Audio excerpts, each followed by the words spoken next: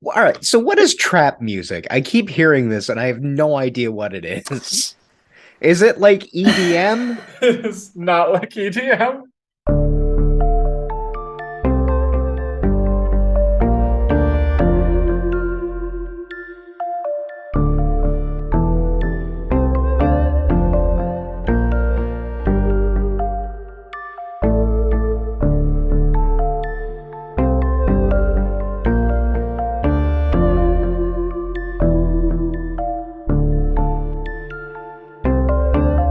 Hello, and welcome to The Worst Thing Ever, a Tucker Carlson rewatch podcast. My name is Robert, and I am joined today by Tucker enthusiasts Aaron and Rachel. So, tell me, guys, what is it that you like so much about Tucker Carlson's journalism? I think that for me, it's that he bleeds masculinity. Everything about him makes me, this is a man's man. This is the only man alive who could put John Wayne in a headlock and out Duke the Duke. That's what And Rachel likes about him, too, right? It's the masculinity. He's a Yeah. masculine icon for you. Oh, for sure. Yeah, actually, I was just thinking how like his face could easily it looks like a baby face. Like he's just what is more man, manly baby. than to have a big, smooth face with Bow ties are bow more ties. manly. Bow ties, exactly. It takes a man. And this is what the woke libs don't want you to think about, okay? They want you in your little, coastal cities, sanctuary cities. Sanctuary from what? You have to ask this question. Sanctuary from what? Sanctuary, okay, from what makes America America, because they're afraid. They're afraid of America. Tucker Carlson is not afraid of America. That's what his journalism is all about. It is about America. It's about what makes us great, and we should not be afraid of that. This is the thing we will play before the leftist tribunal when we sentence Aaron. It is so scary how well you can do that, Aaron. I don't like it. I have a buddy of mine, undergrad, and we used to drive around in his truck listening to what's his name? Mark Levin, and just get infuriated about him spewing hate. And that's informed our friendship. Well, this is actually The Right Can't Read, a podcast about how the political right pries works of art and culture from their creators' cold, dead hands in order to create more goddamn interstate strip malls. One of my favorite recurring things on our podcast is we never deliver the same description No, twice. not a single time. My greatest artistic joy at the moment has been trying to make my art more indecipherable. Hell yes. In the Aaron Simon School of Making Art. Goddamn right. If people like it, you just didn't put enough art in it. Yeah. The ideal form of like music is just like weird atonal screeching noises, not made by any instruments, but like just heard sounds. So like the sound of a car door being scratched by a crow's like talon. So punk rock. How are we all doing today? Alive, surviving. I've been in meetings for 5 hours today, and I'm really looking forward to what I'm sure is going to be an upbeat discussion. Yes, I asked you that question because I'm excited to make that answer worse. Hell yeah. So, Aaron, Rachel, I'll begin today's episode by whisking you away to an unimaginably halcyon time. Comparatively speaking, I'm referring to 2012. I no longer remember that time. Well, as some reminders, Obama's hopeful chipperness was slowly dissolving in front of all of our eyes. Flo Rida somehow had 3 songs in the top 20. The best thing I know Wow. about Flo Rida is he was on an episode of Silicon Valley. And Really? there was, yeah, and like he was performing at a billionaire's party, and the guy was carried to the stage it was a toga party, so he was dressed as an emperor, and he was carried to the stage by people in togas while he was sitting on a throne, and he was on stage, and gave a spiel, and he's like, and now I'm going to turn it over to Florida. That is accurate. Oh. And the Avengers had recently been outgrossed by the Expendables. Wait, the Expendables? I did not know that. That's, I'm reading. No, I'm not. Oh, But Okay, I was those about to have movies some did come weird- out together, and I love that idea. yeah. Man, I forgot about the Expendables. Did you Yeah. ever see that? Horrible. No. I liked it because I like those dumb action movies.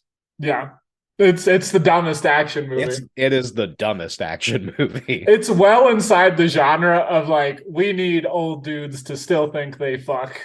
Yeah. Mm. Yeah. Yeah. It was fun. I enjoyed it. If I remember, I think it's got like the least problematic of the action guys. I might be That wrong. could be. Doesn't it have Stallone in it? Stallone, but I don't. What has he done? Bad things? I don't know. Like It's I hard think, to say nowadays. yeah, it is. I mean, it doesn't have Seagal, which makes Yeah. it slightly better than. And it doesn't have Buddhism. Schwarzenegger. I don't know about if Dolph Lundgren did anything reprehensible, but he was also a chemistry, he's got a master's, I think, in chemistry. So he's like a weirdly smart guy for that crowd. That's weird. Yeah. Huh. Well, but the most important thing about 2012, Call of Duty Modern Warfare 3 had just come out for the first time. COD 3. Was that before COD Blop? Jesus Christ. How dare you? I mean, that's kind of. Was it before COD Blop or was it after COD Blop? What is What word are you saying? Oh, it's in Call of Duty Black Ops. Black Ops? Yeah, wow. Blop. I like that a lot. Yeah. Yeah, I think Modern Warfare 3 was before Black Ops, and maybe it was after Black Ops 1. All right. All I remember, I never played Modern Warfare 3, but my nephew did. And my nephew thought it was amazing that he would just trounce me every time I was over. Because he was like 11 at the time, maybe younger. So he had like unstoppable killing machine. Yeah. Yeah.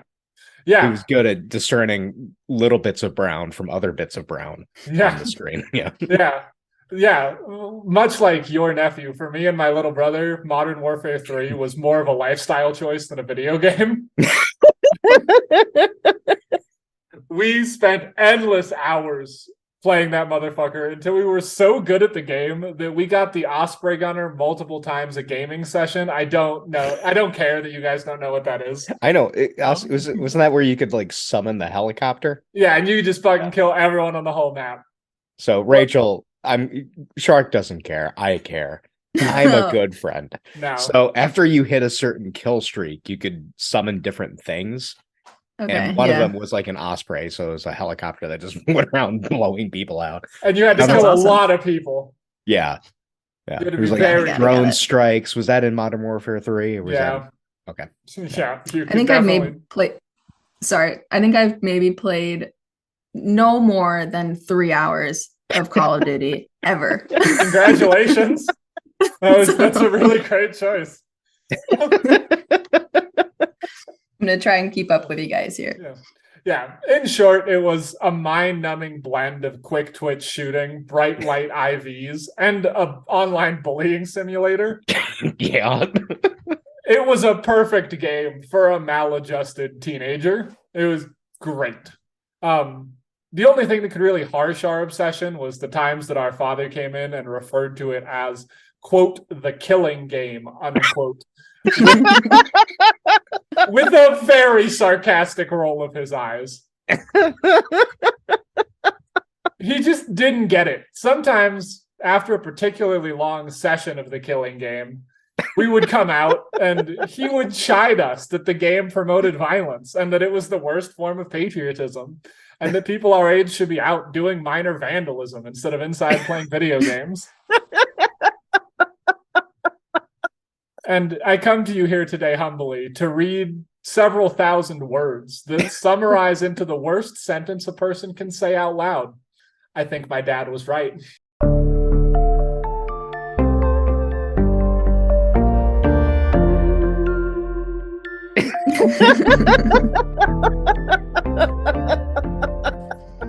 The killing game. The killing game. Ooh, Wonderful. very fucking passive aggressive. That's prime dad. Yep, it was Mhm. big dad energy. Yeah. My so when I was a kid, like it was I don't think it was easy to get on line with people until I was like in high school, I think. I'm glad that I'm talking about that later in this episode so people will be Okay. able to date exactly your high school career. But yeah, like I remember when Turok came out on Nintendo 64. Ooh, that was a good one. Yeah, Turok was a game where I think Turok was an indigenous guy who Yeah, he was. got like abducted or something by aliens and put on a planet where there were dinosaurs. So Sounds fun. Where there Yeah, it used to be was. dinosaurs until you killed every one of those motherfuckers. yeah, got him right. And yeah, my mom was not a fan of that game, and because there was blood, so she made me play it with green blood on, so that it was not as violent. It's like the Nickelodeon, what's it? The splat stuff. Yeah. Yeah, the slime. Yeah. It looked a Slime, lot yeah, like yeah, the yeah. slime. Yeah. Yeah, yep. Oh, yeah. Turok. Good game. Hmm. I'm glad you brought it up because I didn't actually mention it in this episode, but it was a good That's- first person shooter. Yeah, it's I think that came out before GoldenEye, Might have. and that's it was either that or GoldenEye was one of the first ones I remember playing. Yeah. So that's the end of my little intro, and we're going into section 1. Let's do it. All right. So far, I'm having a great time. I don't know what could be problematic about this. Where at could all. this go wrong? Yeah. Section 1. Who made the duty? How were you just like giggling for 5 minutes when you? I wrote that and then I looked over at Caitlin and I was like, how many times can I put a duty joke in this script before everyone logs off the call? Ooh.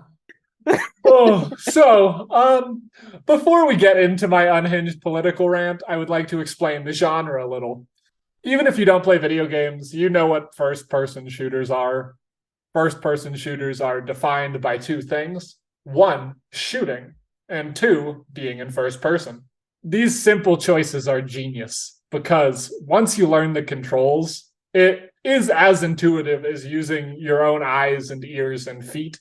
Except in real life, I can't crank my sensitivity up and pivot at the speed of light. So it isn't always better. Well, I mean, with the original like Doom and Quake, you didn't even need to crank the that's sensitivity fair. up. You just on a swivel. Yeah, you'd fucking rock it around. Yeah, there's or no Wolfenstein. Wolfenstein. Well, we're going to talk a lot about Wolfenstein.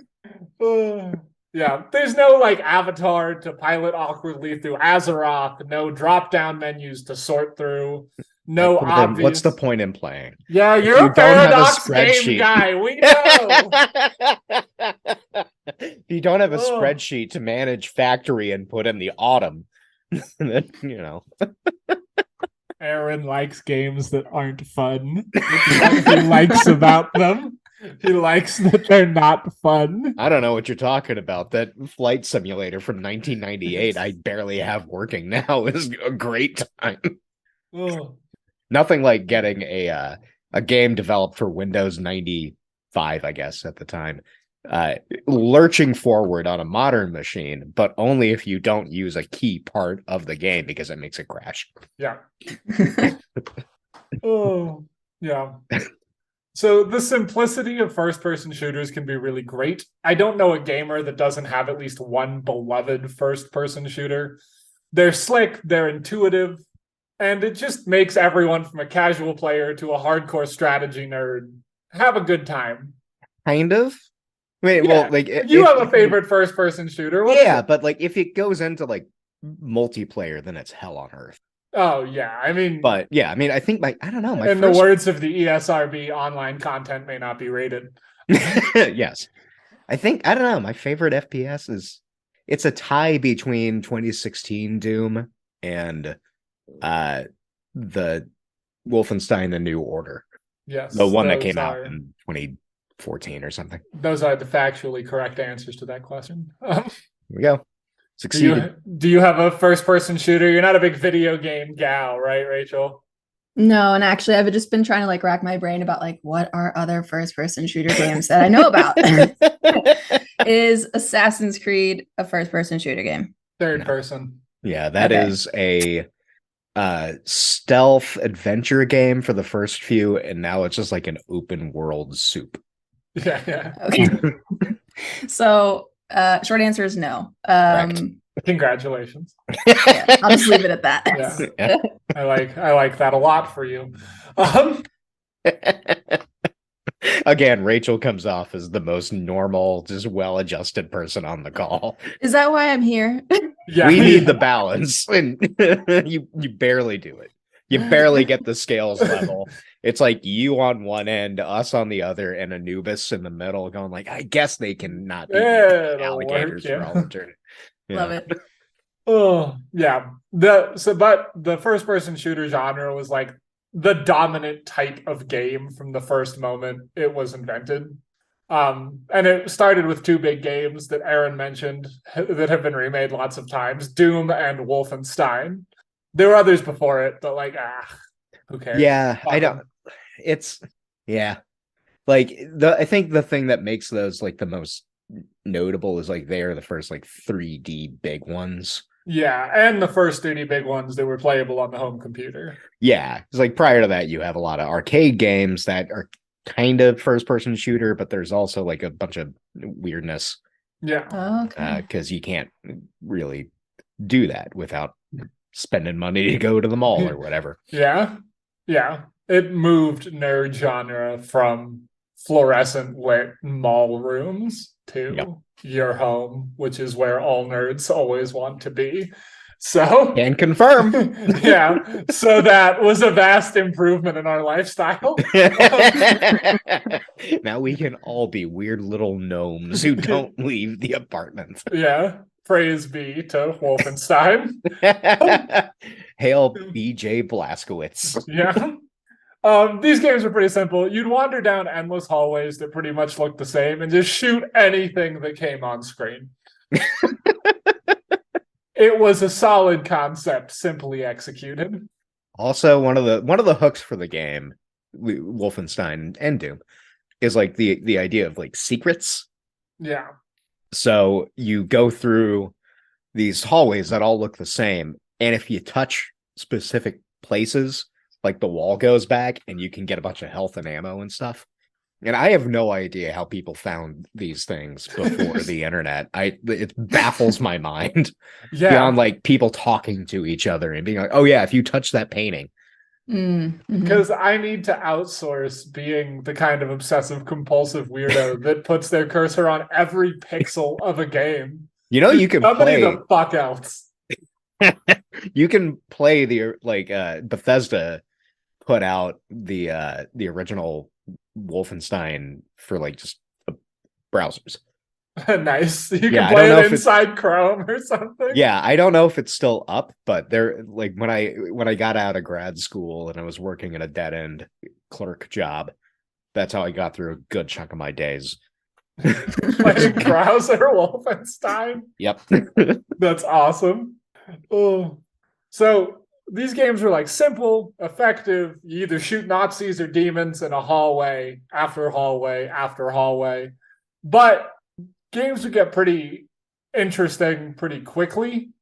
And this really started with people modding Doom, adding things like a y-axis or multiplayer or better graphics or RPG elements, like making games that were just variations of Doom became like a whole fucking industry for a minute. So do you know who Tim Rogers is? No. Okay, he's a games journalist, and now he does a bunch of things, including like a YouTube channel where he does these very long videos about games. Yeah. And one of them was like a 3-hour video about Doom. Yeah. And part of it is like asking, well, what is Doom? And the reason he asked that is because of all the modding Yeah. that you can do. And like now there's like a recurring joke on line about like, can it run Doom? And people just putting Doom on everything from a giant screen to like a pregnancy test. Yeah. Pretty much anything can run Doom at this point in the modern world. Yeah. Yeah, so there's like 1,000 Doom clones, and everyone who knows how to do like basic computer programming does their own like version of Doom. And this leads to like the medium very quickly innovating because like everyone has access to this thing that everyone likes and changes it in their own way. And we very quickly get cool games like Marathon or my favorite System Shock. Okay. Yeah, I know System Shock. I don't know Marathon. It's like a older, like it was one of the first like really fun like squad type experience kind of things. And these are just like reskins of Doom ideas. Like System Shock is just can see Rachel's eyes just glassing over immediately. No, I'm following. I have my Google open next to me, so I can look up what System Shock looks like. Yeah, yeah. There's all right. Yeah, go ahead. Googling System Shock and being like, "Fuck, this looks like shit." It just reminds me. I'm like, oh shit, this is old. Okay. Yeah, it's like 30 years old now. Yeah, 20 years old. Actually, like that, yeah. And then so like System Shock and that like whole generation come out, and then you get the invention of something called the Unreal Engine, which allowed everything to be 3D now. Like everything in a game was 3D in a way that like hadn't quite been done before. And that was a big fucking deal for people. And Unreal was tied to a game called Unreal. Yeah, that no one ever gave a shit about. I remember that was pretty popular. I had friends who played Unreal. But only because the Unreal Engine. And then the minute anything else got made on the Unreal Engine, they were like, holy shit, this is better. Because I guess like the default for a while was Quake and not Unreal. But yeah, like Unreal Engine is still very much around right now. Oh, yeah. I mean, Unreal Engine 5 or something. Yeah. It makes epic games, untold billions of money. Yeah. If you play a first-person shooter, odds are like it's on the Unreal Engine. It's like a big deal. Or even like Marvel's Midnight Suns, which I've been enjoying a lot. Really? It's on Unreal? It's on Unreal. Strange. Yeah. Yeah. So like you get this big tech boost, and that gets people who are like more interested in like creating like actual livable fictional worlds into the genre.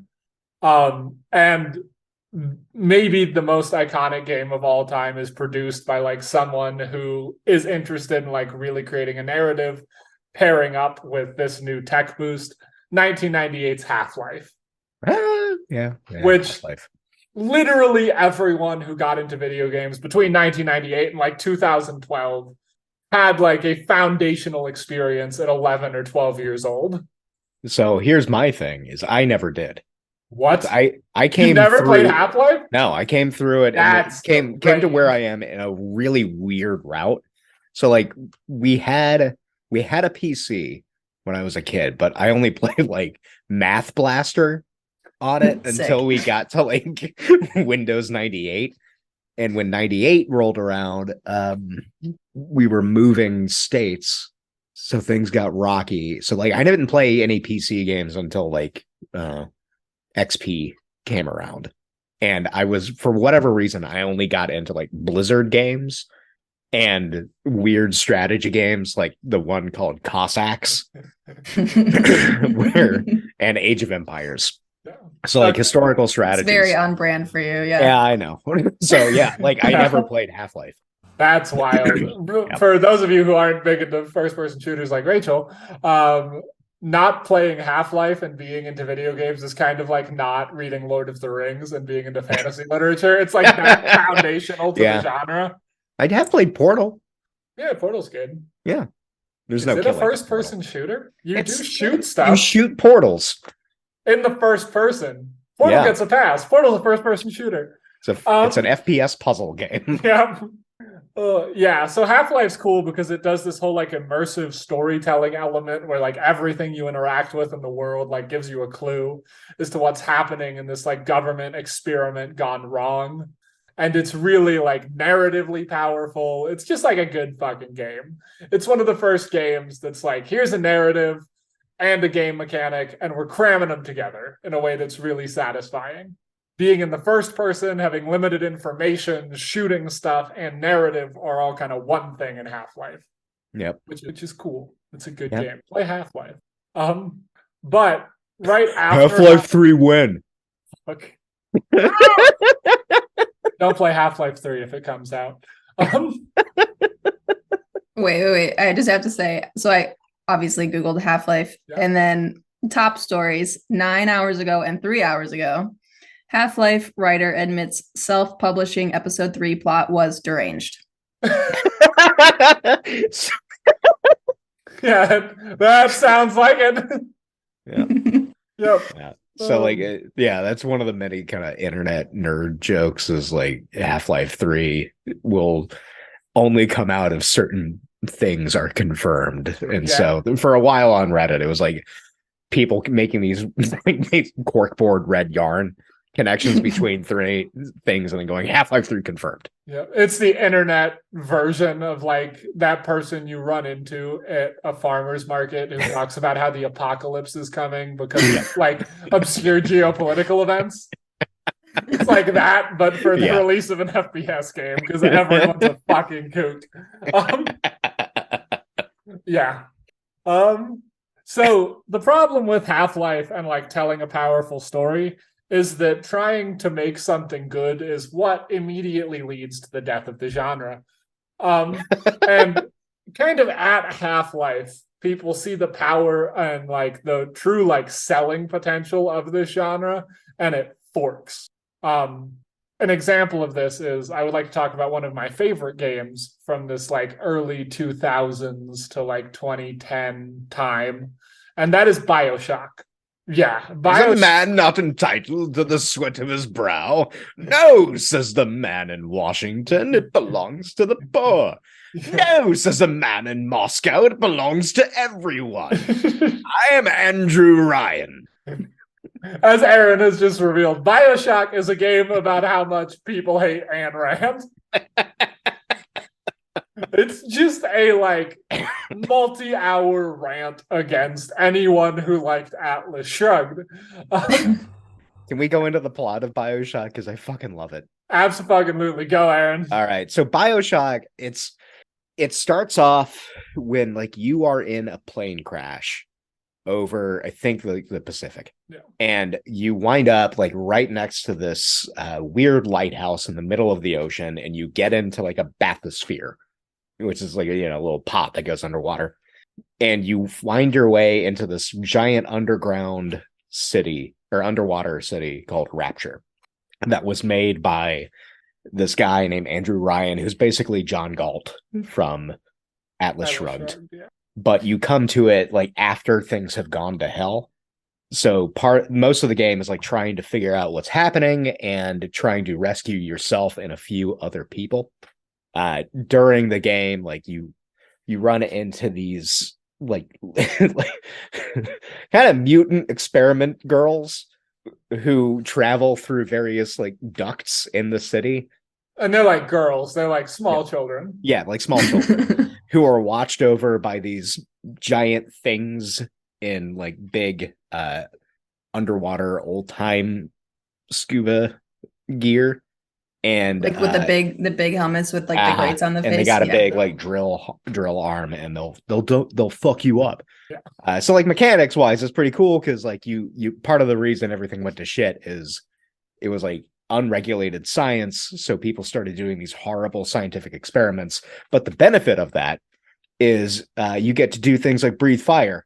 You get to shoot bees, Aaron. You get to shoot bees. Out of your the hands. best one. Oh, okay. Out of your hand. Not out of a gun. You just get to be like, boo, bees. Yeah. And it's fucking great. So, it's a really cool game. It's got a lot of, basically the premise hinges on that, like libertarian ideals wind up with everything going to hell real quick. Yeah. And then it came out with, there was a sequel that I never played, and then it was pretty good, and the third one was even okay. I liked it. Yeah, Infinite is like a more focused take on American history and kind of mythologizing, but like amped up. Yeah. So it takes place in a city in the clouds called Columbia. And instead of like the big, what are they called? Big Brothers or whatever are? Big Daddy. It's like these, I think it's like mechs that are built like the founding fathers. Yeah. Oh my God. That can come and try to kill you. It's really, it's a cool game. They're fucking awesome. They're like weird, surrealist political rants where you just like run through and shoot capitalists. I think the third one is the one that it was like the first bout of horrible internet discourse about the ending of a game. Fucking lootly. That then like went overdrive with Mass Effect 3. Yeah. And in fact, if the internet was more of a thing, the first one would have had that as well. Yeah. But because they're big into like, if you become like the capitalist bastard of the game, there's like a different ending. Yeah. Like you can harvest these small girls in the first game for their powers and become like this demigod, but you get the bad ending. And if you don't suck the power from small children, you get the good ending. Yeah. The third one is a bit more of like a weird sci-fi ending that I liked a lot. But in short, you said, sorry, this came out mid aughts. It's like 2008. I think it was earlier. Wasn't it earlier? The exact date. BioShock. God, this is going to make me want to play this game again. Yeah, and it's still playable. It's fucking great. Yeah. No, they did like a remaster of it, I think, too. And it's very good. I played it as a part of this episode. If you can, a man chooses, a slave obeys. Yeah, it's just got deranged Ayn Rand quotes throughout like the whole episode, throughout the whole fucking game that they're playing over loudspeakers. Play BioShock. Play all the BioShocks. They're all good. And it's the same thing as Half-Life. Like the shooting and the not knowingness of like a first-person perspective, your limited knowledge, is what makes the game fun. It's like great because you don't know what's going on, and all you have to do is just be like an orgy of violence until you get to the end. It's fucking brilliant. An orgy of violence until you get to the This is another killing game you're playing? This is another killing game. But this one's about politics, so it's smart. And there's games like BioShock, there's Deus Ex, there's a bunch of great games like this that come out from like 2000, 2010. In parallel to these good games is a second through line in the genre, something I refer to as the popcorn shooter. Yeah, I like that. Yeah, the more cerebral titles are doing things like meta commentary and subverting tropes and environmental storytelling. I'm getting ahead of us, but Spec Ops: The Line is a good meta game on. Which I almost wrote a lot about, but then I realized that it's actually a third-person shooter. Fuck, you're right, it is. I had to. I wrote like literally 2 pages about Spec Ops: The Line. And I was like, I'm gonna go watch some gameplay. And I was like, fuck, this is the third person. Yeah, you're right. Yeah. Shit, I didn't think about that. Yeah, I did the exact same thing you did, though. Yeah. Yeah, play Spec Ops: The Line. It's Heart of Darkness, but actually good. Fuck you, Joseph Conrad. Yeah. Fuck you. Fuck you. You should have stuck to short stories. Some of them were fine. The Spy is pretty good. Is that The Spy? It's something. He's got a book about a cop who goes undercover with an anarchist network in London. Nice. It's a good one. In case we were wondering if our first person shooter episode was too hard to like enter into, we're going into B sides of Joseph Conrad. It really is amazing. I'm like, how do you know about this man who wrote this book? Like, your knowledge is just exploding my brain. This is what I did in college, Rachel. Because I have an obsessive compulsive disorder to just keep consuming knowledge. Ungoliant sucking the life out of the light trees in an effort to darken the world, and all it does is darken my own psyche. And if you get that reference, you two are that way. Oh, I don't know what that is, but that's great. In the Silmarillion, Shelob's okay. Lord of the Rings sucks Right. the Silmarils out of these big light trees and becomes so full of light that she's undefeatable and just like crawls away into darkness because nothing in the world is worth consuming anymore. It's a cool piece of mythology. Tolkien fucking nails it sometimes. I read that when I was 14 and I was confused. Yeah. that's how most people respond to that. Yeah. So you've got this one part of the genre that's like trying to do all these fun, quirky things for people who like to think about stuff. And then you have another part, the popcorn shooter, which are pure fucking vibes. It's the mental equivalent of just like taking cocaine through enema. You're just like so many fucking bright lights and loud noises are happening in your field of vision that you're just like flatline. And they're fun, I hate to say. Mm-hmm. But they are. In this time they center around like short campaigns where you play as people doing things like D-Day or Stalingrad, and then you hop online and kill other teenagers. Medal of Honors of the world. Yeah, Call of Duty, Medal of Honor, Battlefield, this genre of game. Mm-hmm. They're like Grand Theft Auto without any of the clever satire. They're just there for the violence in Grand Theft Auto. Where is it?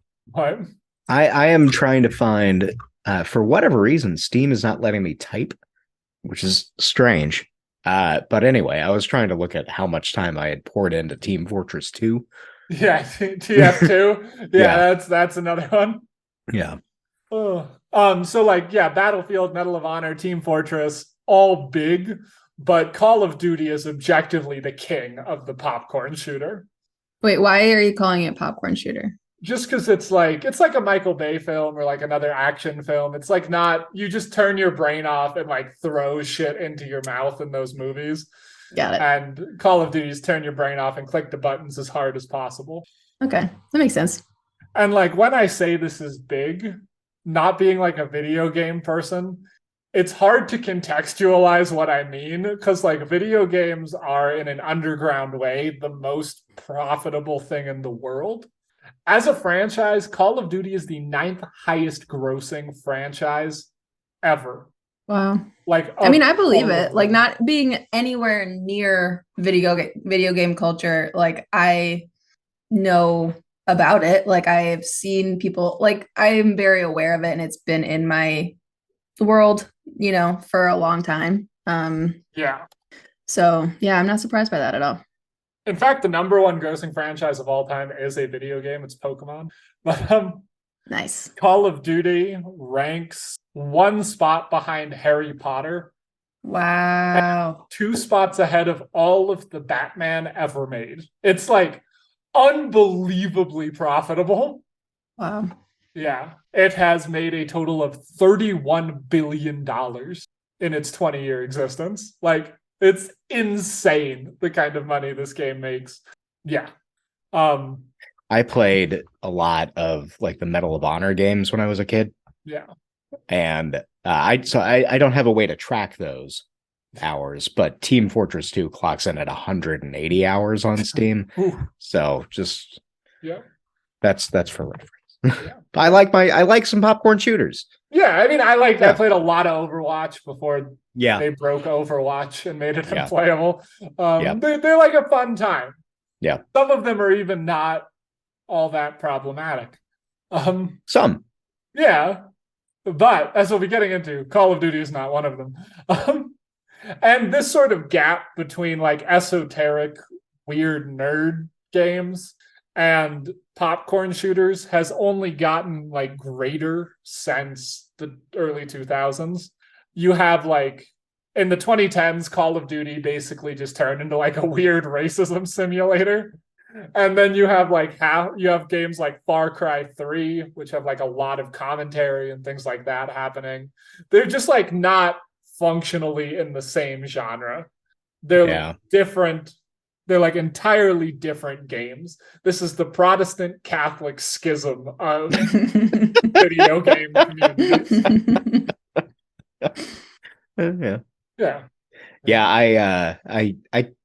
I think the last Call of Duty I played was still when they were doing like World War II games. And it was like, I think it was the Big Red One where you were a paratrooper. I think that was the last one. So I never played any of the modern stuff because it always felt kind of squiffy. It absolutely is. Yeah. You have the modern warfare genre, which is like, how effectively can we kill Middle Easterners? And you have the Black Ops vein of Call of Duty, where it's like, what if we were better killing communists in the 50s? And those are the two Call of Duties that are made today. Yeah. I don't think Modern Warfare is still around. Medal of Honor is still around. I don't think it is. Yeah. Because those were the ones that had titles like Warfighter. Doomed. Yeah. That's not as catchy as Cop-Plop. Cop-Plop, yep. Oh, yeah. So with this schism, we are leaving part 1.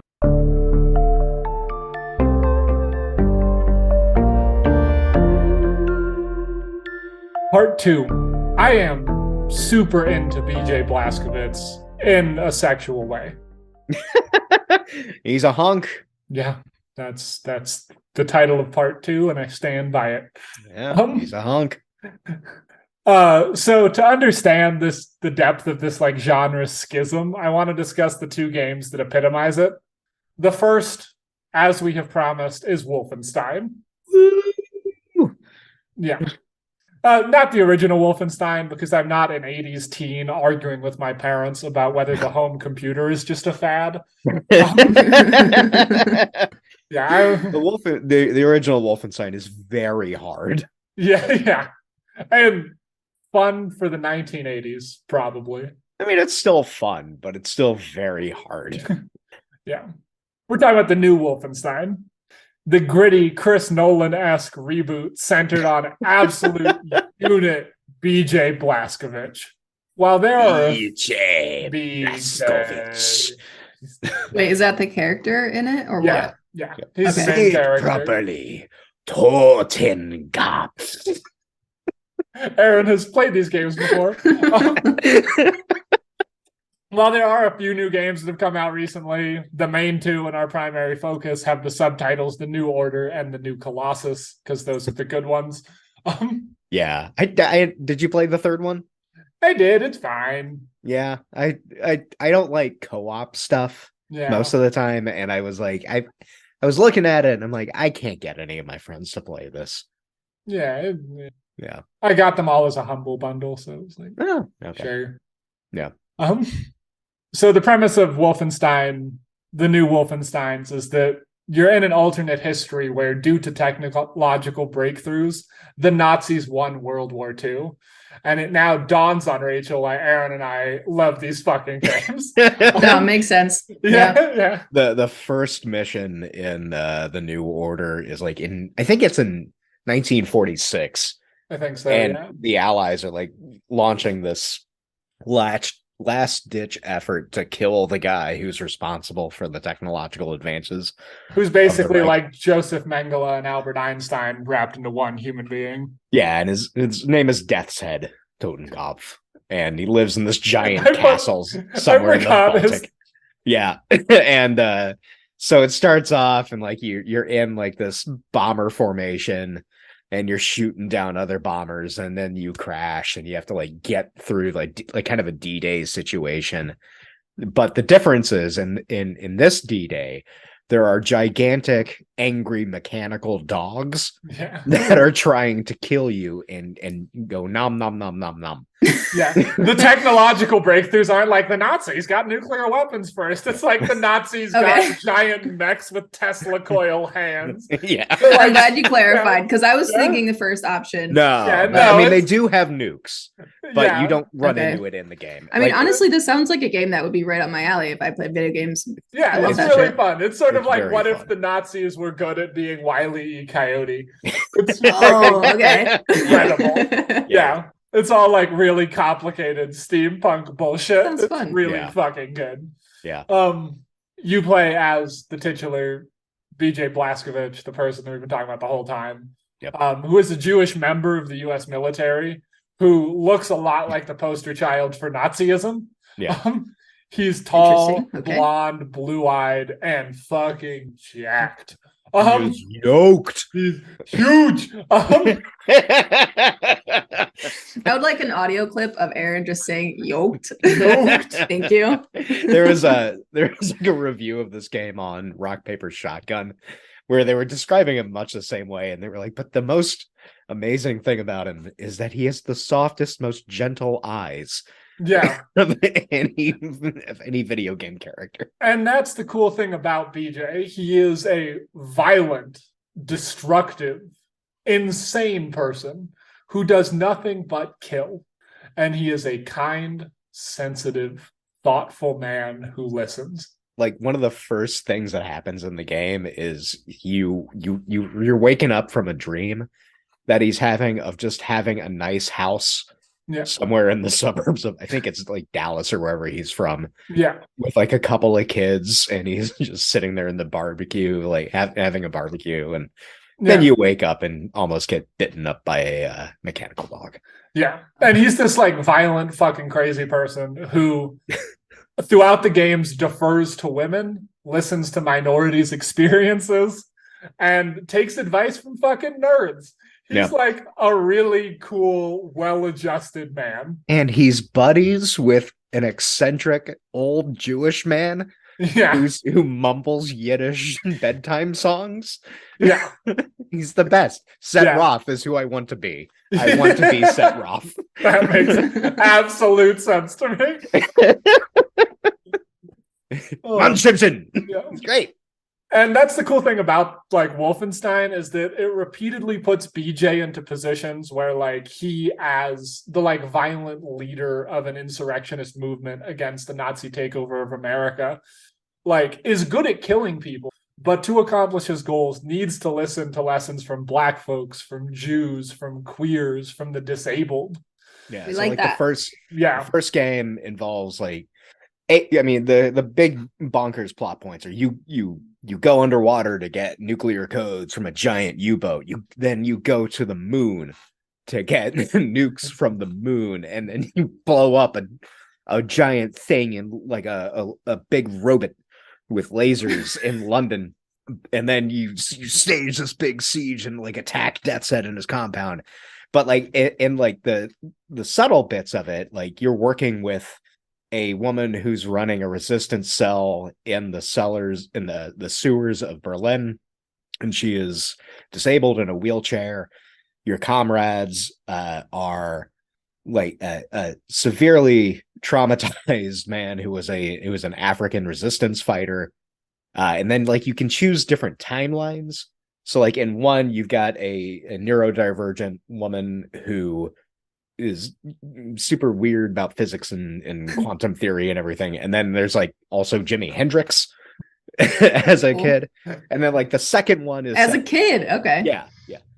And then the second one is set in America, where like a lot of the guys, I've only played that one once. So I don't really good. Yeah. So it's like you work with the Black Panthers basically in New York. Yeah. And then you go to, I think, New Orleans. Yeah. Where you work with basically the Reverend Horton Heat and his cadre of also resistance fighters. So yeah, it's really cool. Like it's a cool, diverse group of characters who have like legit stakes in fighting an authoritarian fascist regime. And the point of like the game hammers in over and over again is like BJ's privilege of like looking like he does and being the kind of man he is means that he is blind to the issues that these people face. And so BJ has like some inherently Nazi-ish tendencies because his desire is to like defend America from the Nazis, defend the world from the Nazis. Yeah. So anything that isn't the Nazis is good in BJ's world, and the games are about him like slowly unlearning that. Yeah, like that's one of the cool dialogues you have with Jimi Hendrix is basically that, and Hendrix like gives him a drop of acid, and it's like, you are the Nazis for people like me. Yeah, but one of the cool bits. Did you watch the Jacob Geller video? Yeah, 1,000 times. Yeah, I think like he has the best critique of the game, and I think it is the only thing wrong with the game is Blazkowicz doesn't really do anything Jewish. Yeah, he's very like Goyish. He is very Aryan. Yeah, aside from knowing Hebrew, and being halakhically Jewish, with his mom being like But that's the only thing wrong with the game is he's not Jewish enough. Which is, in fact, Aaron's review of every game. So we'll get a pass. That's my problem with Disco Elysium. There are no Jews. No one's Jewish enough, except weirdly the partner. Oh my God, what's his name? Kim. Yeah, Kim. Yeah. Who isn't Jewish, but could be. Yeah. This game also, it like has a great arc for BJ, and it fucking rips the Third Reich. Like, Hitler's a doddering old psychopath. The Nazis are always complimenting BJ's Aryanness, even though he's half Jewish. And I think the other half Polish, I'm not sure. Neither of which the Nazis loved. Yeah, it doesn't really matter, but And in their eyes, that would mean, let's be clear, like, in their eyes, he is as Jewish as like anyone who the Orthodox would like. So once you get into that perspective, it doesn't matter. And the game's like constantly making BJ realize that he's the real Nazi, and the showing how the Nazi world, like, even if they won, is like constantly crumbling and propped up only by violence. Yeah, it's like everything they have is built out of this like super cement that just is shoddily constructed, so it always grows this horribly dangerous mold. That seeps everywhere and poisons everyone. It's God, so good. It's a great fucking game. It pulls no punches, it minces no words, it coddles no feelings. In short, it's an overtly political far left game. Would you say facts, not feelings? Facts over feelings. And its message is that like racists, sexists, ableists, and homophobes get the fucking wall from this absolute Chad of a man. It's great. They're good. Play them. They're great. Yeah, the second one goes off the rails. But in a fun way, like a very pulpy sci-fi 50s way. And that's not just like our opinion of the games. The head of marketing for Bethesda, who put these games out, said, quote, "As we've said many times before, fighting Nazis has been the core of Wolfenstein games for decades, and it isn't really debatable that Nazis are the slime of humanity." I wonder if that would still fly now that they're owned by Microsoft. Probably the fuck not. But yeah, like when they came out with trailers for the second one, I think it was the second one. Like they ended it with "There is no other side." Yeah, because it came out like after Charlottesville. And they said "Make America Nazi free again" as like another tagline to their trailer. So like, that's so refreshing. This game is about murdering Nazis, and everyone who made it wants it to be that and wants you to do it. And it's worth mentioning because I know there's a lot of people who I think a little unfairly malign the Scandinavia as like more susceptible to far right tendencies, but like the studio that actually made it, like Bethesda published it, but Machine Games is based out of Sweden, I think. And I mean, there's a long history of anti-fascism in the Swedish countries. But people, if they weren't fascists, why'd they fight Stalin? Gestures. All right, so Wolfenstein, very thoughtful, very woke, tells great stories, incredible storytelling, very fun woke games. Agenda. Wolfenstein is the woke agenda. This is the future the left wants. Exactly. It is the future the left wants. So like, on the one hand, you get this incredible, thoughtful game. So now let's talk about Call of Duty. God damn it. gameplay director Jacob Minkoff and narrative director Taylor Kurosaki for Call of Duty Modern Warfare something were once asked if an upcoming Call of Duty game was political. And as we go through these quotes, think about everything that Wolfenstein is and its overtly political structure and idealism. The response they give to the question of is this game political is a word salad so complex and multi-layered that it could win on Top Chef. It's mind-boggling what they say in response to this question. So just strap the fuck in. All right. This is a long series of quotes that are insane. Begin quotation. This is Minkoff speaking. The question, is this a political game, doesn't actually mean anything. Because what does the word political mean to you? What is the meaning of the word is? The full Clinton. Do we touch topics that bear a resemblance to the geopolitics of the world we live in today? Hell yeah. Because that is the subject matter of modern warfare. Are we telling a story that has anything to do with specific governments of any countries that we're portraying?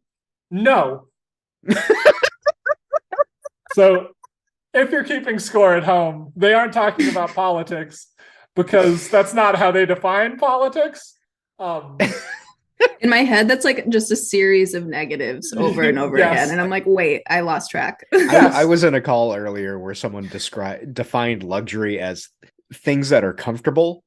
And me and another person were like, that's not what luxury is. You can't use that word in that way. And it's this. It's this. It's like, yeah. So the obvious thing you just said is like, this is like a self-defining thing and it's non-disprovable. We might say, Jake, what do you mean by political then? Don't define this negatively. Thankfully, Jacob Minkoff gives us the answer in his infinite wisdom. Yeah. He says that for a game to be political, it would need to talk about, quote, the exact administrations and governments and events in our world today. Whereas modern warfare is talking about thematic things. Yeah, that's not political at all. Yeah, you might have noticed that there's no political allegory in this, but Animal Farm is a book about pigs, I guess, in this definition. It's about pigs and other livestock. It's not about anything else. No. If it was, then Orwell would have named the pig Trotsky. Yeah. And the fact that he didn't name the pig Trotsky means that it's not political. Yeah. So on the one hand, you have politics. On the other hand, you have themes, and never shall the two meet. No. So my next question to Jacob is, what are these themes? Thankfully, he answers.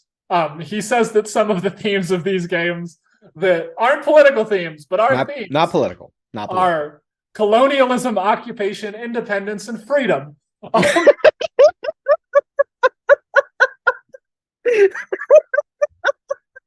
But not political. Nope. Doesn't have anything to do with the conversations that people are having about every either currently imperialist or former imperialist. Yeah, they're not talking about any of these things when they talk about politics. Because if you talk about politics, you have to be talking about specific guys, I guess. Yeah, it has to be so widely broad that it's not about politics. It's just so applicable to everything that it's nothing. Yeah, this is why RRR is not political. Yeah, because it took place in the past. Yeah, and some of the events are fictionalized, which and means some that of the events are, so it's not political. Yeah, despite the fact the enemy of the game is Russia. Yeah, coincidence. Takes place in the Middle East, but is this the one that happens like after Russia took over all of Europe? I think it happens after Russia takes over. Like they're invading a Middle Eastern country. It's the Syrian Civil War, is what this game is about. But it's not. But it's not political. It's not political. It's not political. Yeah, because it's not Syria. Yeah, no, it's Al-Assad is not in this game. Yeah, no, so it's not political. No. So on the one hand, we have the overtly political Wolfenstein, a game where identity, geography, personality, and technology are all seen as inseparable from politics, even in fiction. And on the other hand, we have Call of Duty, which uses identity, morality, geography, and personality to talk about not politics, Not and politics. a story about not politics. It's just it's talking about themes that exist in a featureless void. Yeah. And you can tell the difference because in Wolfenstein, it uses these political opinions to tell a story that glorifies a ragtag group of heroes who will do anything to save the world in the face of long odds. And in Call of Duty Modern Warfare 3, the game they're talking about here, they use these tools to tell the story of a ragtag group of anti-heroes who will do anything to save the world against all odds.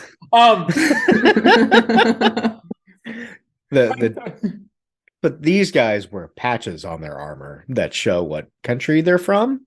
Yes, they do. In fact, that makes it not political. Yes, whereas DJ Blazkowicz mentions it. I guess by this definition, Wolfenstein isn't a political game because it's an alternate history title. I don't know. I guess we've disproven ourselves. Wolfenstein is not political. Checkmate, atheists. Up yours, woke moralists. Yes.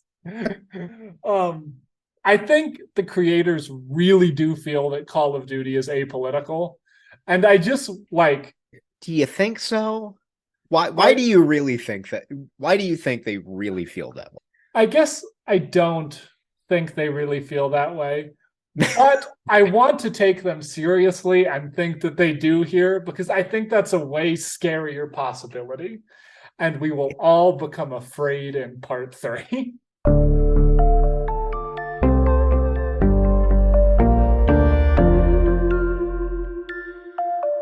All right, part 3. A rising tide browns all boats. So shoving your fingers in your ears and screaming you are apolitical until everyone leaves you alone is a common strategy if you're a video game developer or a movie studio or running for Congress. But this is interesting when taken seriously, in my opinion. Wolfenstein, the main point of it in some ways is how easy it is for the world to accept Nazi occupation. The Klan already hated everyone the Nazis did. White store owners had to add a few people to their "we won't serve" signs. The US government was already mass incarcerating the queer community. The point is that we weren't that far from them. And this gets into the greatest level of any video game ever, which I would like to walk us through for a minute. Is this the one with the Klan's members? This is a mission where you play BJ as he goes undercover and walks through the town of Roswell, New Mexico. It's Roswell. Okay. Cool. Yeah. Cool. Didn't remember that. Yeah. So he's walking slowly down this city street as the Victory Day parade for the Nazis is happening in America. So you're getting really close to Nazi soldiers and civilians for this whole walk. And you're hearing snippets of dialogue the whole time you walk through.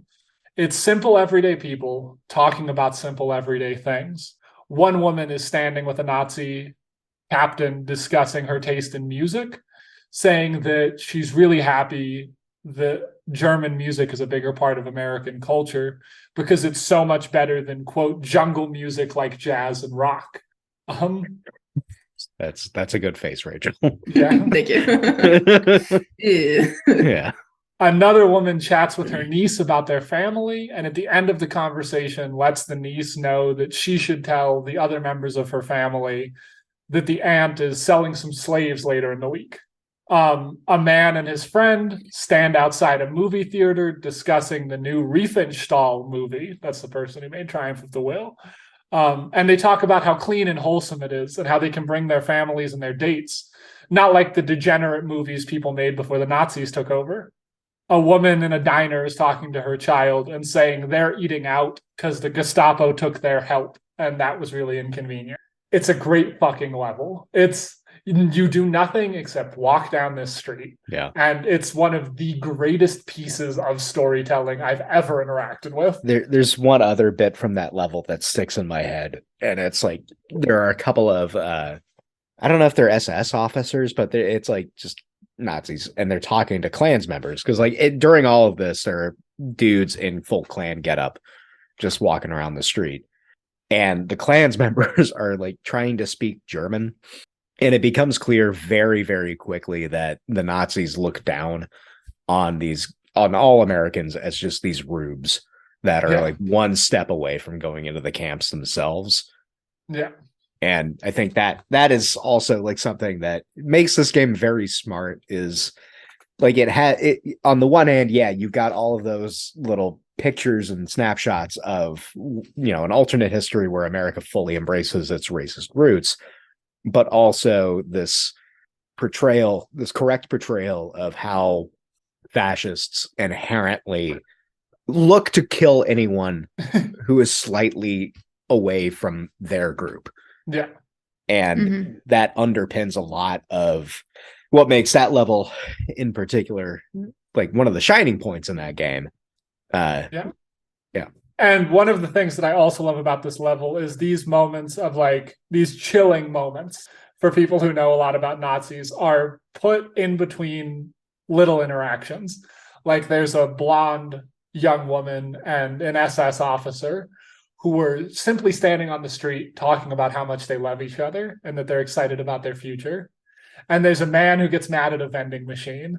And there are these little moments that have nothing to really do with the politics of the game that are interspersed with all of this. And it's a scene worth playing the whole game for. The rest of the game's good, but even the rest of the game was dog shit. You should play the game for this scene. And the point of this scene is that none of the conversations you hear on that street are political. These are normal folks talking about normal shit that's just happened to them. They're talking about movies. They're talking about what to them is functionally a yard sale. They're talking about bringing their dates to see a thing. They're talking about their music taste. They're talking about love. None of these topics are political to them. And it's this thing that I can only liken to a physical experience. I really like biking. And sometimes when you're... I'll throw it together. Do you bike unheard of amounts of distance?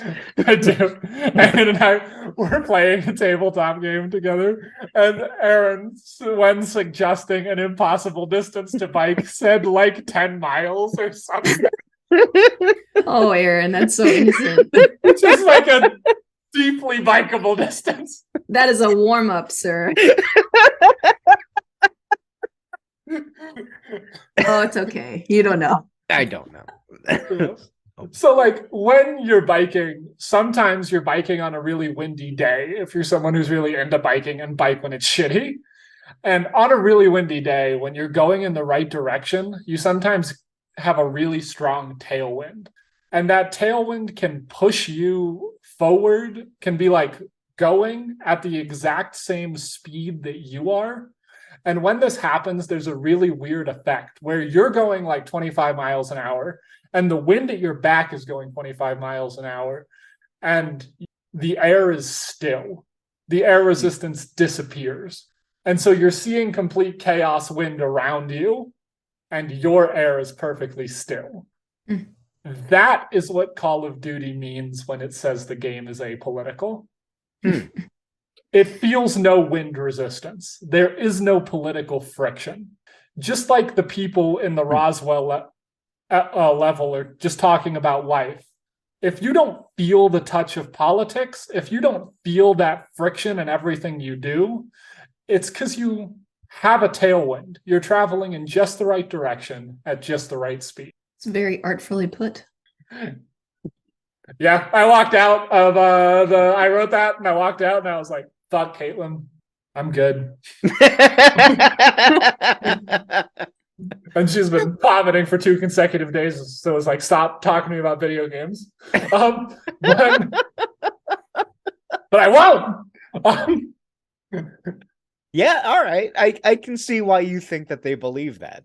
Yeah, I mean, I actually think they're cynical hacks who are trying to control our brains. But taking that claim seriously and like evaluating it in that way, I think is really important. Because like I'm not the first person to point any of these facts out, but it reminds me of an essay by a man named Walter Benjamin. He's a Marxist, and he said that the key ingredient in fascism is the anesthetization of politics. He said, quote, "Fascism sees its salvation in giving these masses not their right, but instead a chance to express themselves. The masses have a right to change property relations. Fascism seeks to give them an expression of that right while preserving property. The logical result of fascism is the introduction of an anesthetics into political life," which I think is a fun way it's a good way to put that. Fascism is about, and in some ways is the thesis of this podcast, that like fascism is about creating dead art. Yeah. That really ties into a lot of like the Marvel stuff too, like the cinematic stuff, like how there was it was a podcast I was listening to called The Flophouse, and they were talking about Black Adam, which I did not see and I will not see, but it was like they were talking about it's apparently set in basically Iraq, but not Iraq, and so it's not political. It's not political, but basically like Black Adam is this ancient wizard kind of guy, and he's brought back to life after a deep slumber or something, and fighting against like this corrupt administration. And he is like the antagonists in the story, aside from that group that he's fighting, are also like superheroes that are basically like the Justice League and the Avengers, who go to this place to try and stop him from stopping this administration because it upsets the status quo.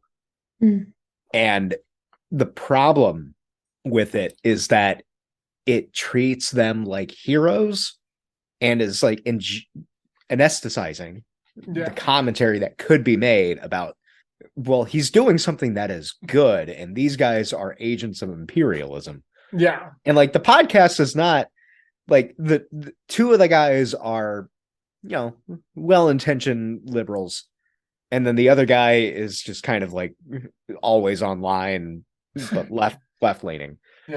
So like they don't trend in this level of commentary a lot, but like they started hitting on it in this episode, and that applies so much to all of like the Avengers movies. I mean, I think you see it in like Black Panther 1, where like Killmonger is someone who wants to like create a black nationalist identity to like defend black people from oppression, and the good guy kills him and makes one community center.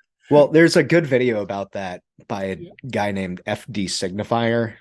Who does fucking watch FD Signifier. Yeah, you really should. But his stuff on the Black Panther series is like really fucking good, because I like, he brings up a lot about the Pan-African movement that I know a little bit about it, but not a lot. And talking about how that movie used a lot of influences from that, and T'Challa is still kind of like the normative level.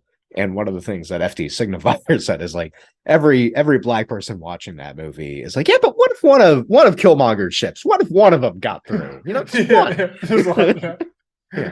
Also, Michael B. Jordan in Black Panther 1 can fucking get it. Jesus, that guy was good looking. Well, that, but also Michael B. Jordan is just a good fucking actor. Yeah, he is a good actor. Yeah. So Benjamin, to like bring it all the way back, his idea was that fascism needs art that creates a spectacle, but that incurs no real reaction. Just like fucking Black Adam or any of these other ones. Like, fascist art has no goal innately and can leave you with no goal, because then you start questioning fascism. It creates a purely aesthetic art in a way that art has never like been before the advent of fascism. That art can happen around you. You can consume it. You can even comment on it, but it makes you go numb. It drives you to nothing. The world simply exists, and art simply mirrors it. The makers of Call of Duty talk exactly like this. They weren't making art with a goal. They're just discussing shit that exists. Colonialism exists. We don't have an opinion. We just put it in our game because it exists. Take from it what you will about colonialism. I don't fully believe them that that's what they're doing, but I think that if that is what they're doing, it's more malicious than if they were intentionally trying to defend America from criticism, because it does this anesthetization process. It's brain rot of the worst kind. It's fascistic, and it ruins art as a concept. It's using art to make people indifferent to the world, which is the grossest thing I can imagine, maybe. It's a good counter argument to, well, I don't know. All right, that started off wrong. Part of like the online discourse about video games has been whether, for a long time, has been whether games can be considered art. Which is a stupid fucking discussion. Well, it wasn't stupid at one point. That's true, yeah. Now it is pretty much, of course. Like you look at a lot of the big indie games and even stuff that's crossed over out of indie. Yeah. And it's like, this is, it is media that is making a point about something that is important to the creators. Yeah. But like Call of Duty almost operates in that mindset still. Games could be art, but we're not trying to do that. It's an artless art. Like it's fucking weird. Yeah. And I think that like that's what contrasts it so heavily from something like Wolfenstein, where like the point of Wolfenstein is the pain that BJ experiences every moment. Yeah. And you experience it with him. But the point of Call of Duty is that you never feel anything other than like mild excitement. Are you even a character in Call of Duty? Like I mean, you have a name, but like who fucking cares? Kind of, I guess. You're like a stock Spec Ops guy in all. Yeah, it's all it. That's boring. I hear like the other two games are better at it, but like I played Metro Last Light a while ago, and it's like this. I think it was it's a Ukrainian developed game based on a series of, I think, Soviet novels about the future where most of humanity has moved underground because of like monsters up above. And it goes into like kind of like Strugatsky brothers narratives about like how humanity develops. And but it strikes me as like a smarter version of Call of Duty, because like your character doesn't really have any personality. Like there are hints of like a backstory for him, but most of the thing is like exposure to what's happening outside. Yeah. And the Last Light, again, I haven't played like the second one, and then Exodus I haven't played, but still like has a bit of that. I think it came out at that point where it was like games were fully tipping into they can be art. Yeah.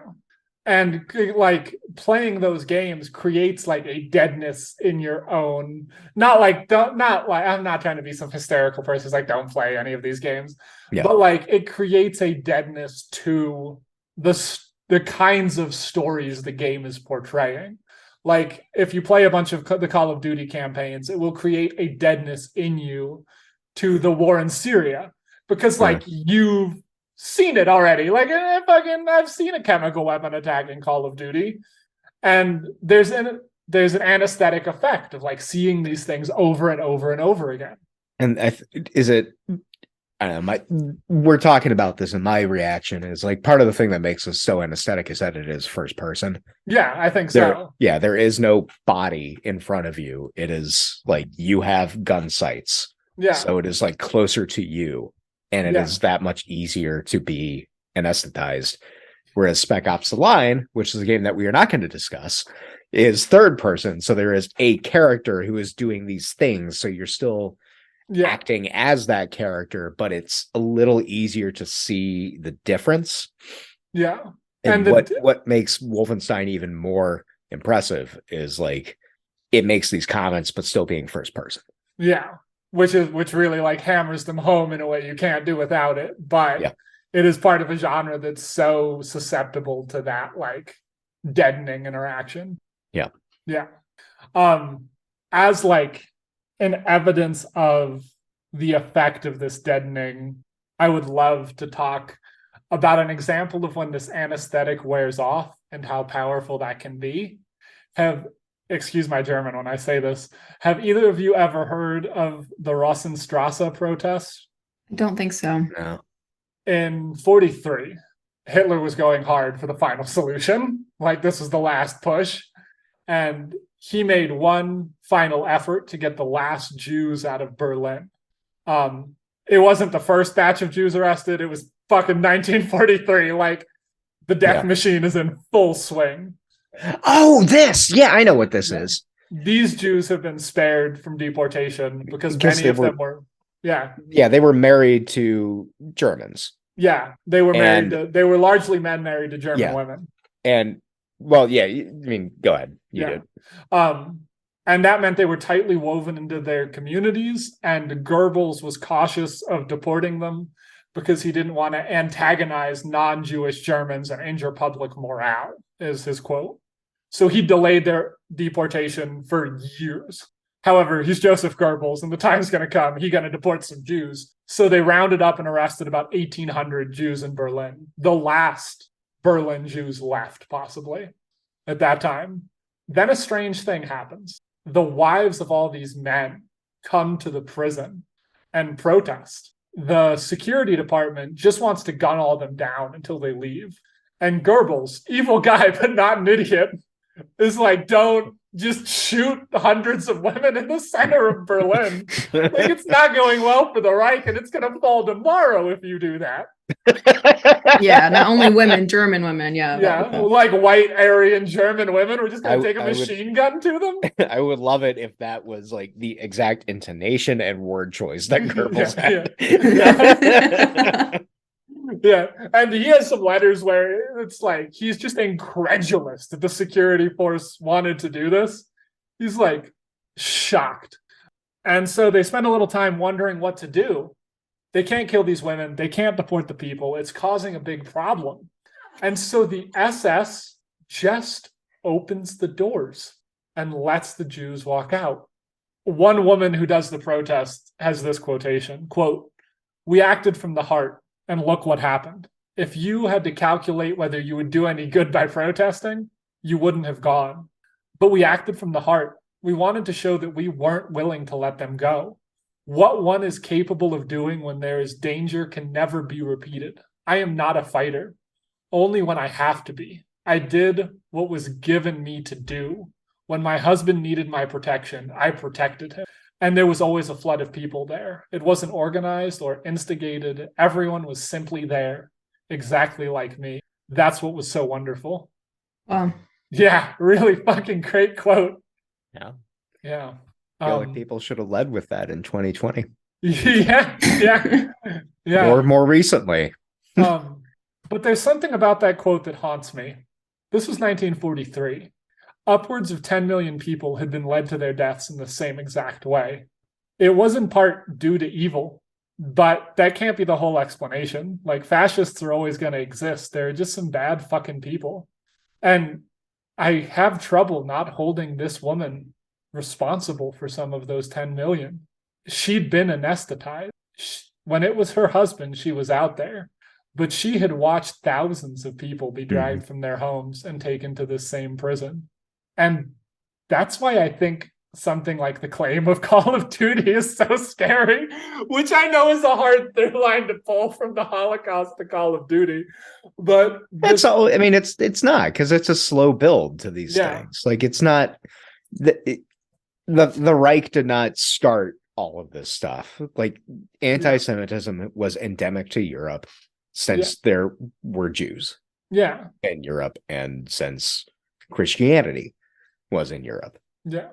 I am sure the Romans had their own anti-Semitism of any kind of thing, but like the modern variant comes up with the Catholic Church, and then blown up with Lutheranism and Protestantism, down from like the Catholic Church going down on against Jewish communities. Oh yeah, I know. In Germany, and then like Luther's, all of his bullshit about Jewish people and dogmas and everything else, like all of that is just endemic.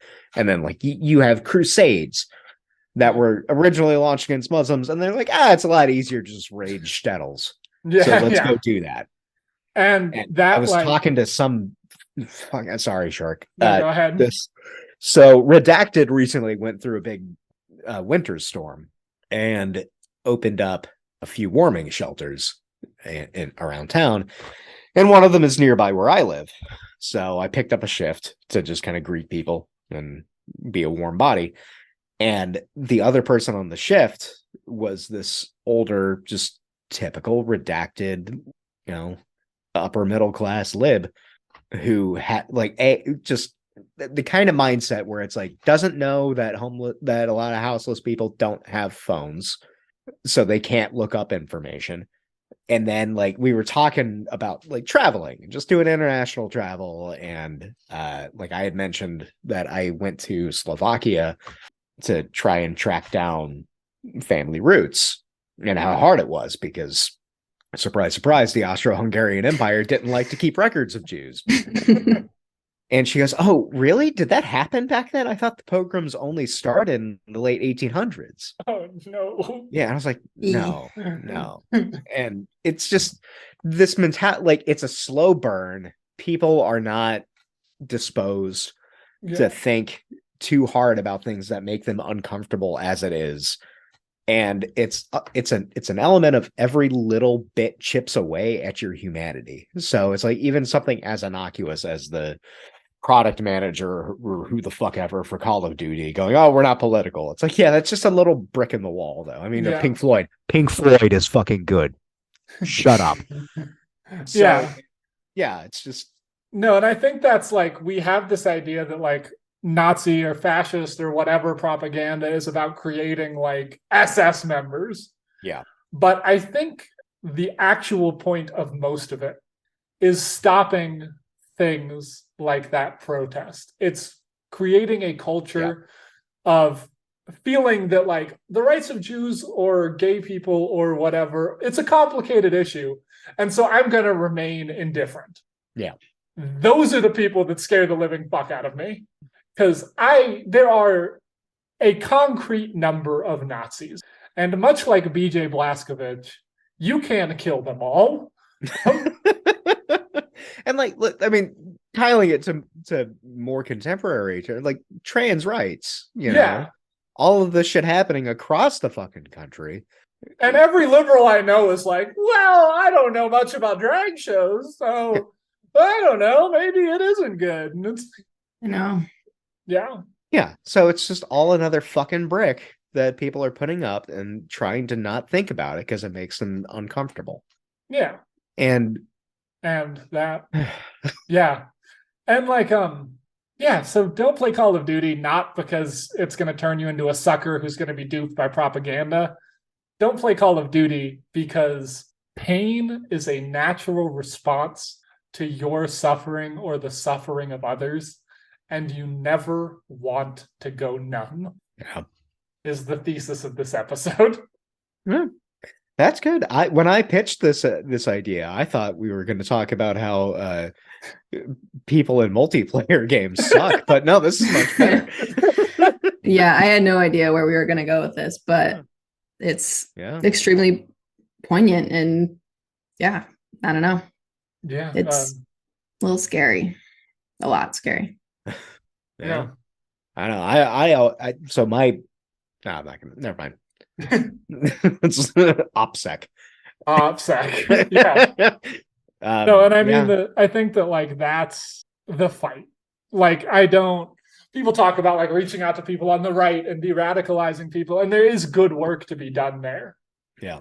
But it's just a lot of the work that needs to be done is taking your parents or whoever and sitting them in a chair and holding their eyes open like Clockwork Orange and showing them videos of kids being killed by drones in Syria until they cry for once in their fucking life. Did I tell you about the Dachau experience I had? No. All right. So I back in grad school, a friend and I went to Munich and just for a weekend. And because listeners, I was in England. It was a lot. I didn't just fly to Munich from the United States. I was in England. Aaron's a big concentration camp enthusiast. He's got a little like stamp book that he collects them. So we quickly realized that neither of us had good German, and we didn't know anything about Munich anyway, so we were kind of overwhelmed. So I was like, well, let's go to Dachau. It's right there. I feel like it's an important thing.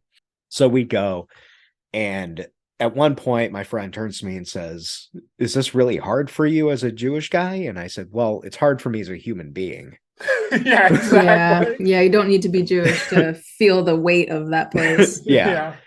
And it's like Auschwitz was the same way. Like, yeah. Do you remember Alan? Mm-hmm. Yeah, so like Alan went there twice. Wow. Yeah, and we were talking about it on the bus ride, and yeah, he was talking about how it was like very hard to go there the first time, but he knew like a lot of people on that trip had not gone, so he was like, "Yeah, I'll go and I'll support my friends." Yeah, and that's good. Yeah, like we went there with a coworker of mine and Rachel's who was pregnant, and there's a room in Auschwitz that has like all of the children's shoes, and that broke her. For very good reasons, even if she had not been pregnant. But like people don't have that experience. Like that is like the benefit of like looking into this stuff, and even like Schindler's List, which it's a saccharine movie, but it's an entry point for people to feel things about that movie. And like I was listening to our last episode and we were clowning on Saving Private Ryan, but like even that movie has that a bit. Yeah, so, it does. Like you gotta just take little bits that you can to shove it into people's faces about what the stakes are for a lot of these things. And I don't it sucks that there is no way to do that with all of the issues around the trans community right now. Because I was thinking about this earlier because I'm deranged, and I'm like, is it going to take a murder like on a big, national scale for people to take this shit seriously? Yeah. The answer is no. There already have been. Yeah, but like something that the George Floyd level, yeah. I mean, I think about one of the stories that I like never stop thinking about as someone with some like queer intersection is that when the camps were liberated during World War II, they didn't let the gays out. What? Yeah. I didn't know that. Because it was still illegal to be gay in all of the Allied countries. People went from fucking Dachau and Auschwitz to prison in Britain because they were gay. My God. Yeah. Which I didn't know that. Even if it's against the law, they should get you a pass for having been in Auschwitz. I know, right? You would think so. It's technically wrong, but like we feel like you did your time. Time served in Auschwitz.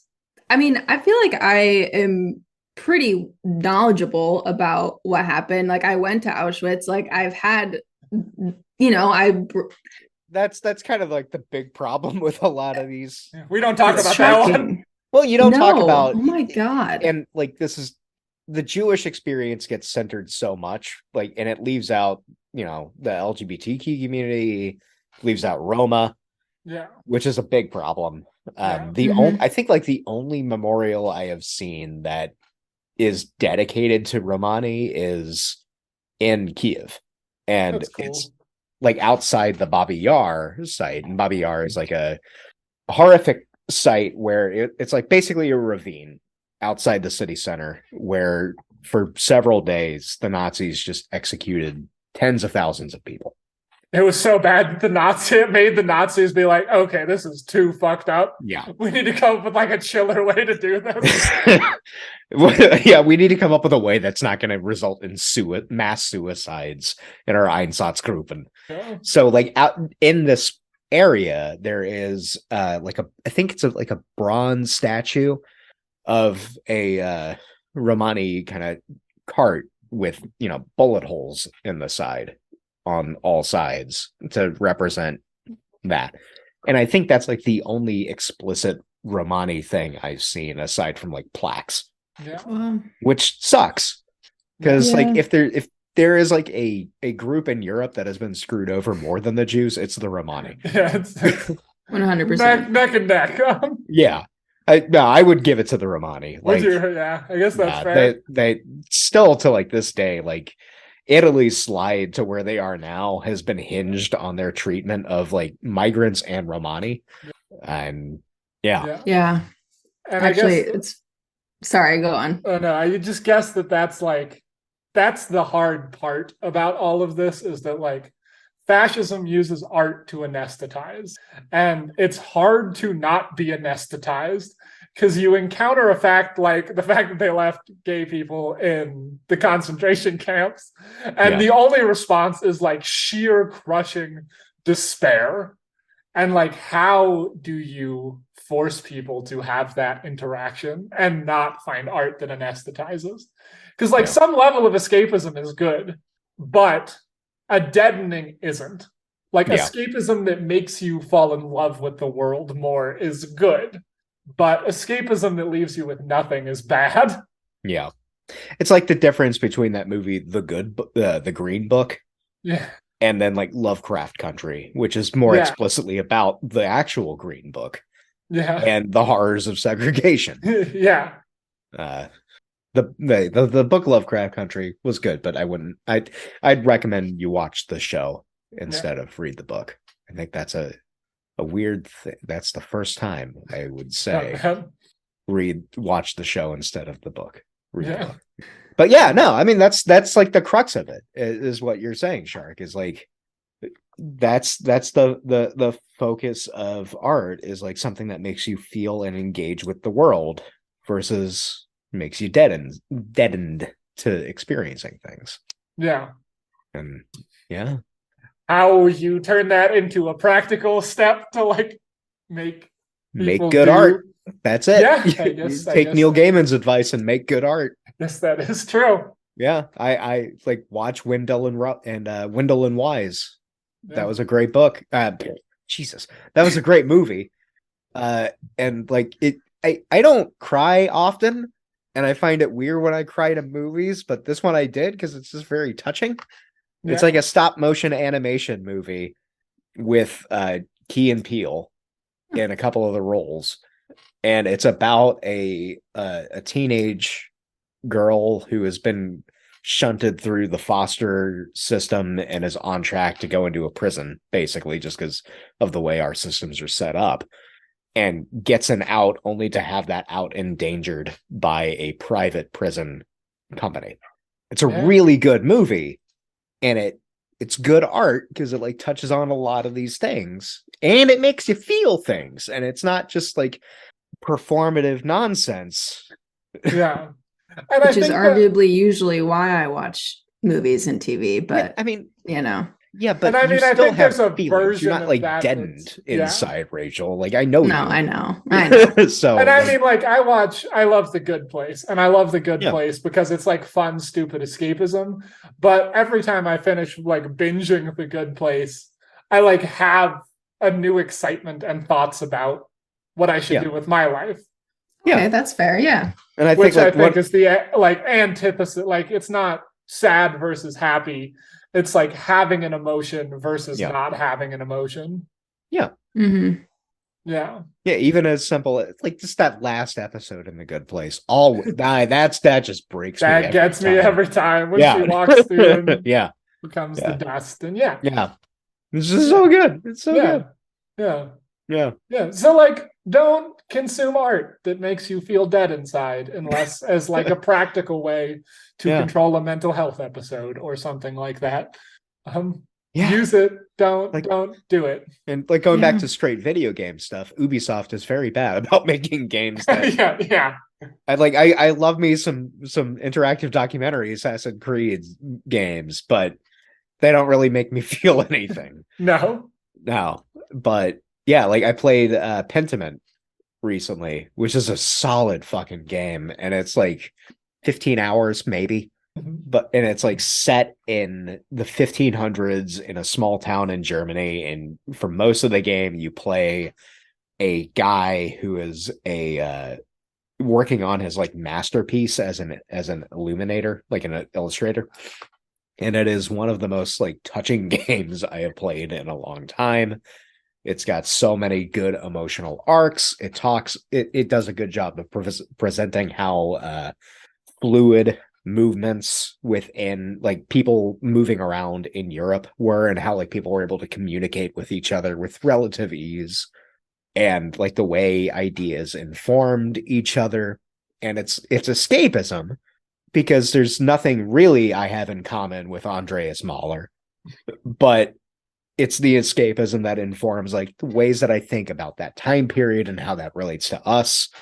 And like earlier, I'm talking about how like Lutheranism is bad for the Jews, and that comes up in the game, and it informs what we're talking about with the Third Reich. And and I think just because the episode's so dark, it's worth like spending time on that like good, like cheerful art still being good thing. Yeah. So I was wondering if I wanted to talk about this, but of course, do it. Tolkien has this great thing he says that's at the core of like fairy tale stories, and he calls it eucatastrophe as opposed to regular catastrophe. And eucatastrophe is the idea that like, what if something inexplicably and unplanably cool happened? Like, what if a good thing just happened? Like catastrophe, but good, like an overwhelming, all-powerful good that couldn't have been predicted or thought of. And I think that that's like what makes the Lord of the Rings so fucking magical.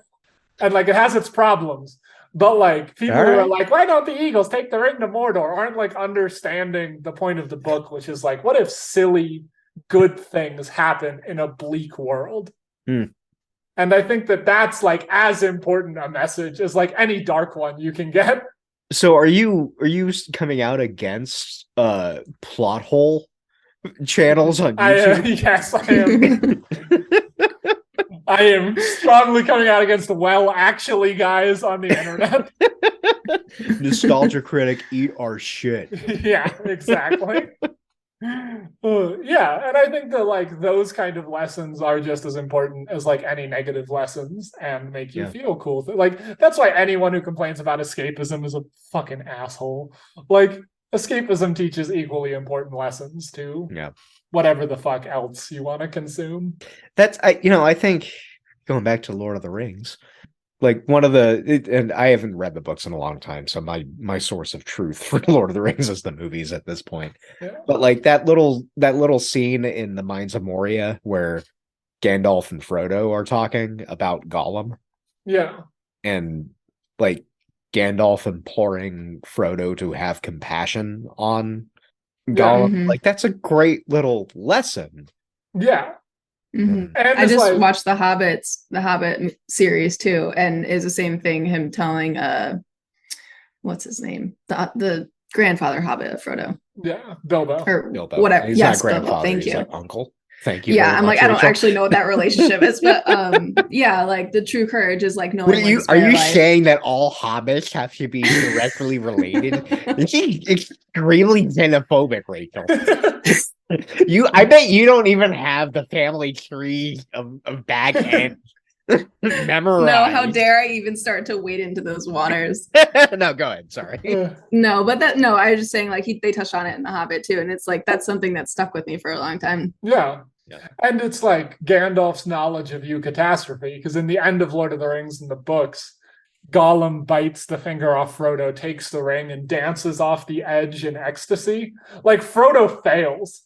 And then something catastrophically good happens that saves the whole world.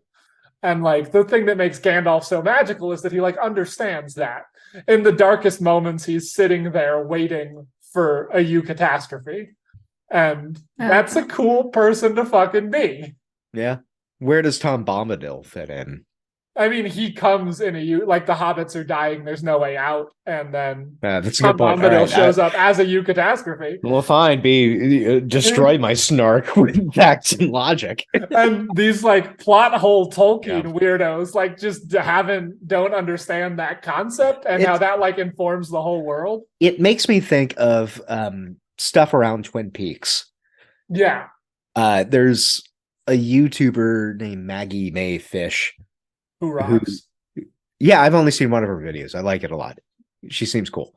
And she goes into Twin Peaks and talking about kind of the way discussions about like the first two seasons and then the return hinge on like the nuts and bolts and things that happen in the story as if that is the truth of the thing. And her point in these Twin Peaks videos is that it's much more about like the emotional state of all of the characters in the movie and how or in the show and how that expresses itself through all of these bizarre occurrences. Like if you are someone in Laura Palmer's situation, yeah, it makes sense that the face of evil is going to be a very unnerving man clad in denim who seems to crawl out of nowhere in your bedroom.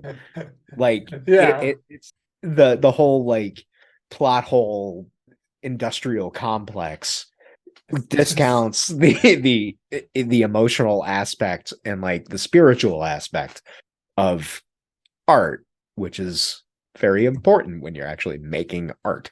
Yeah, it's kind of like the whole thing when you're trying to make an art. Yeah. And art. And it's the opposite of that deadening. It's like, what if the world was magical and mystical and mysterious and you can fall in love with it and be terrified with it and interact with it and just like, just fucking cry at more movies, listener. It's okay. You can do it. Yeah. Allow yourself that. If I can cry at a stop motion animation movie, you can cry. Yeah. I feel like you're talking directly to me because I avoid movies which will make me cry on purpose. So maybe I'll go watch Wendell and Wise. Yeah. Wendell and Wise. It's on Netflix. It's really good. Oh, I thought you didn't have Netflix, Aaron. I do. I just don't. Right, fine. I stopped like watching it a lot because they took Deep Space Nine off. Oh, that's right. Okay. Yeah. Still have it, but okay. Yeah. Feel the things, be a human.